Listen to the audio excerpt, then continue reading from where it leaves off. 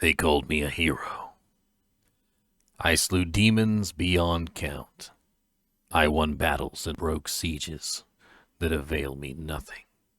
I know that this war can have no victor, only an eternity of revenge, pride, and hatred. Tyrael does not understand. He cannot see beyond the glory of battle. In time he may, but that day is not yet here.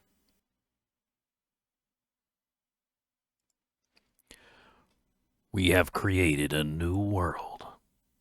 We can live here in peace, away from war. I have named this world Sanctuary. When I see Lilith sleeping at my side, I am filled with dark thoughts. My sins are real, and I will surely pay for them. We live in peace for now, but it cannot last. They will come for me. But what of my great deeds? When I am in torment, who will celebrate those? Who will remember Inarius? I knew Inarius long ago, when he was still among the angels, but he grew weary of battling the demons after a time, and he began to secretly conspire with demons in order to forge a peace. The demoness Lilith became his greatest ally in the hells, and many other demons and angels joined his cause.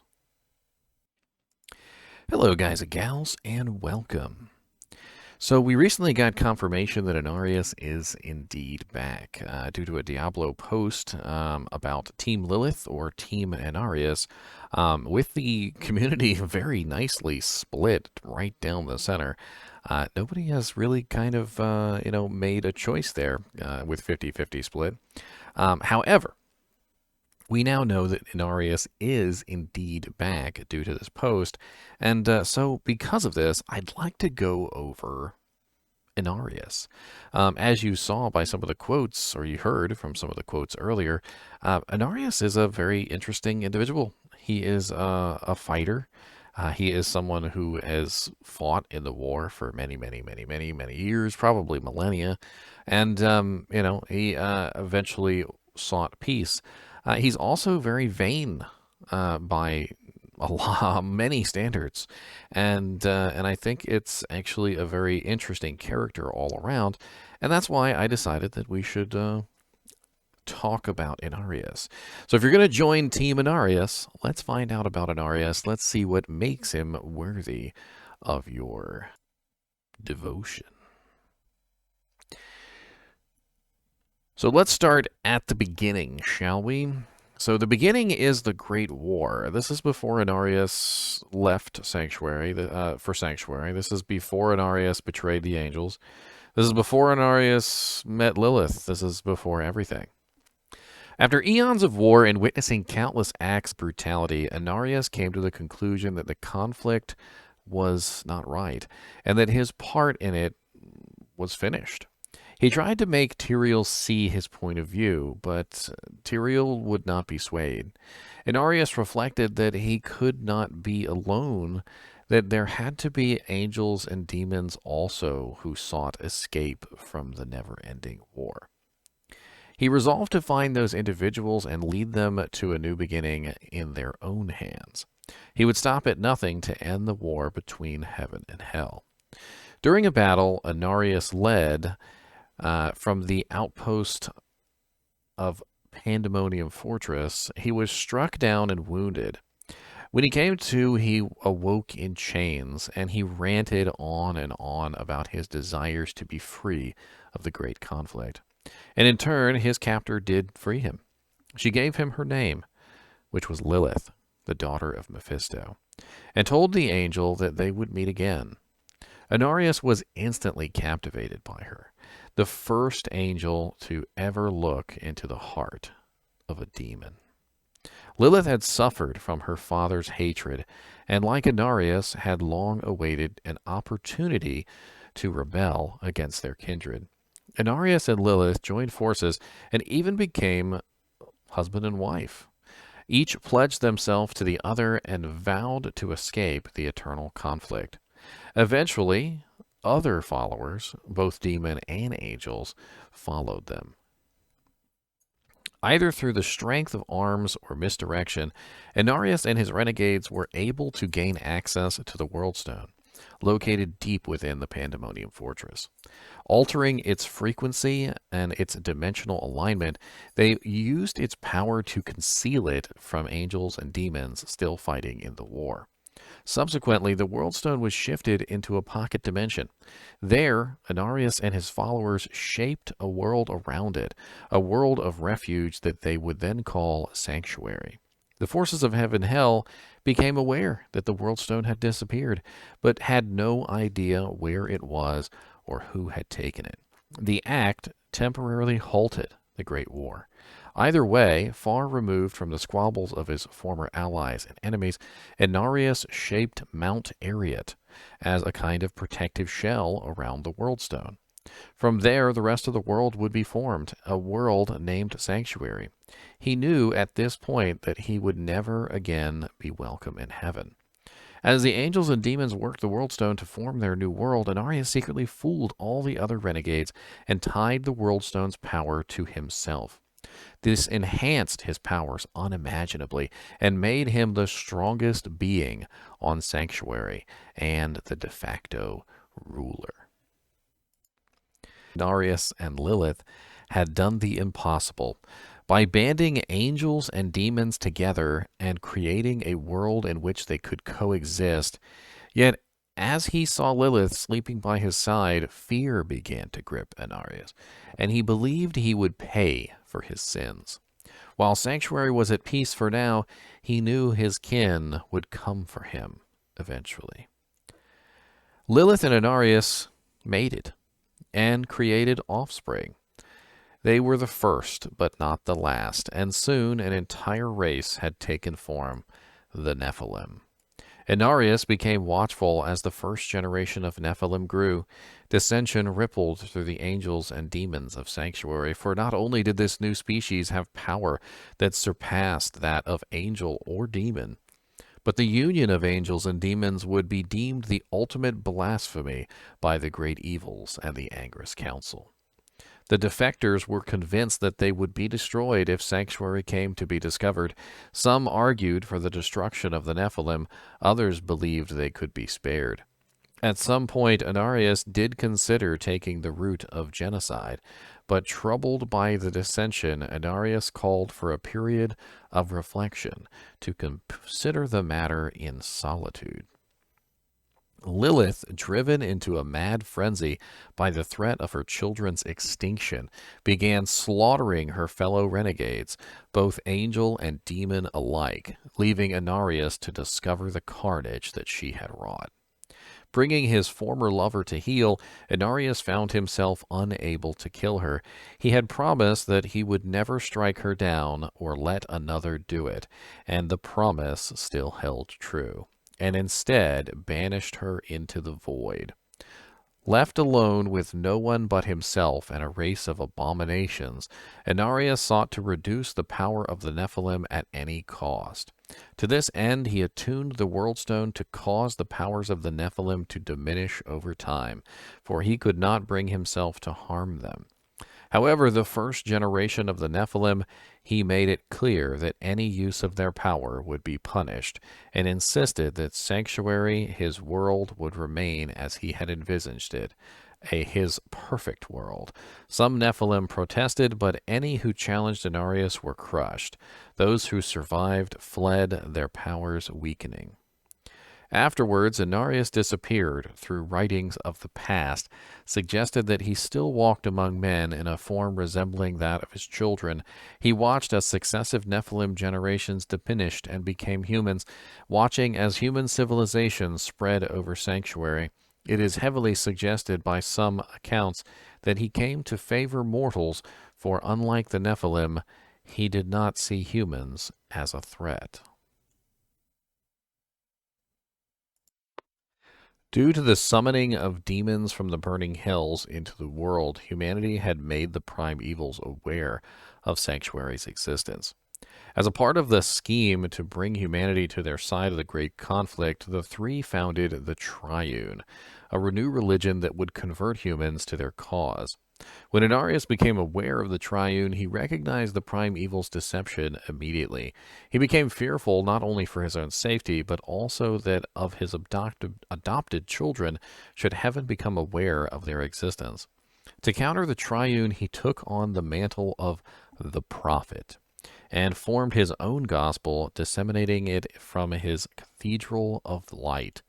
With this act, the secret war for mankind's soul had begun, a struggle that would come to be known as the Sin War. The status quo was maintained for an extended period of time. However, events began to spiral out of control with the return of Lilith, the demoness seeking an army of followers. The end result was that Adiram and led by Aldesean, they systematically began a campaign to scour both the Triune and the Cathedral of Light off the face of Sanctuary. In a sense, this worked to Inarius' advantage, as the Triune was the first to feel the wrath of Aldesean and was destroyed. Lilith had revealed her true colors by this point, however, and was left in the temple. When Rathma came to investigate the temple, Inarius covertly masked Lilith from detection, only revealing herself once their son had departed. Subsequently, he compressed his former lover into a sphere, even as she defiantly promised that Aldesean would be his undoing. He banished her into the void for a second time. This time, though, he took steps to ensure that she would never return. Aldesean had destroyed the Triune, but the Cathedral of Light was next. After Aldesean clashed with and destroyed Inarius' inquisitors, Inarius finally descended from his tower and confronted Aldesean and his army. Inarius first used his overwhelming presence as an angel in an attempt to convert the army of Aldesean to his side. Aldesean quickly used his bond to them to flush them with the confidence and outsmarted Inarius. Both Aldesean and Inarius used magic leading up to and during the battle, but when facing each other one-on-one, they simply relied on infusing their bodies with magic and brawling.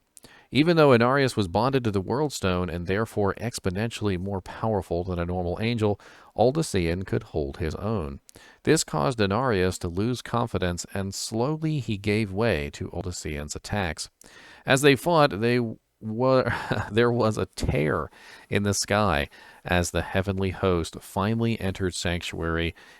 In his madness, Inarius was only concerned with destroying Aldesean, no matter what cost, therefore ignored the army of angels.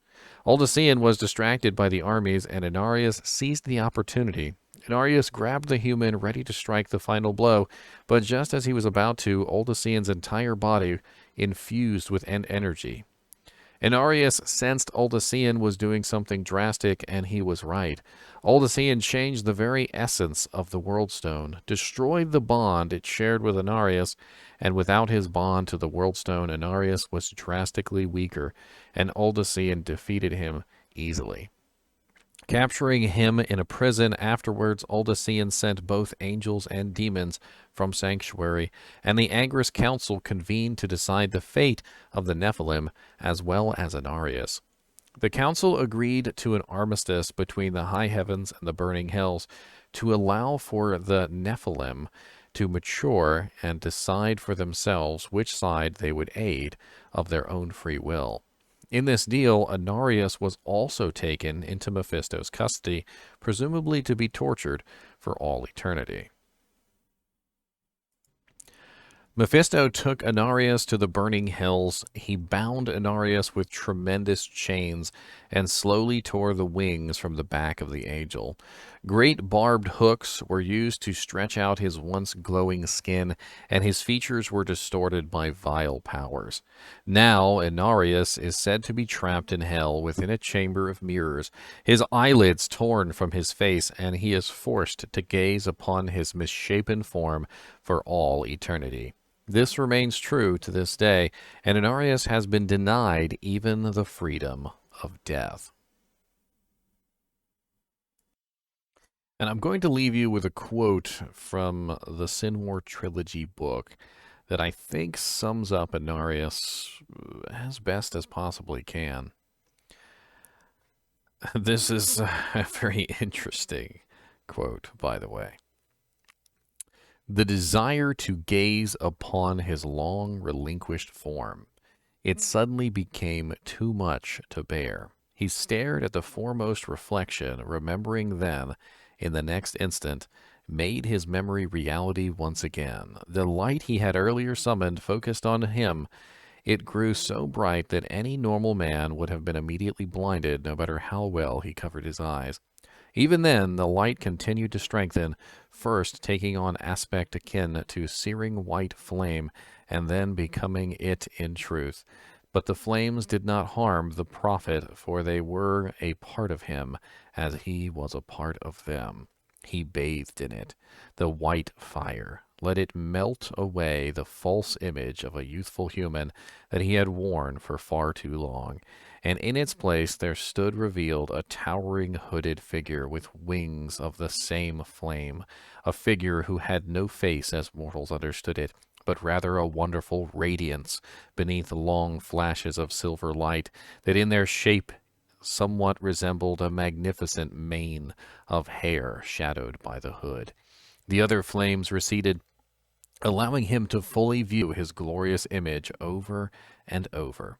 His long robe was pure sunlight, his great breastplate the shine of copper. Some would have recognized his as resembling a knight, but clearly of no mortal order. Even if the fiery wings that now stretched almost the full width of the chamber had not been a part of him, it would have been clear to any that his kind did not generally walk among something so lowly as humanity. The light shimmering from within the hood was the true him, a unique combination of pure energy and total resonance that marked him as one distinct being even among his own illustrious kind. And slowly he whispered the name that he had left behind on that faithful moment, the name which had once been sung in praise by the highest of the high, the name she had oft murmured in love. Inarius! Inarius! Came a voice that was not a voice, but rather a sensation simultaneously experienced in mind, ear, and soul. I am Inarius again. And in announcing it to himself, he felt a rush of jubilation. He was again Inarius, once the Aengrus Council, once a commander of the heavenly hosts, once a rebel against both heaven and hell. The last remembrance doused much of his pleasure. Much, but not all. And that's pretty much it. Thanks for watching, and keep watching.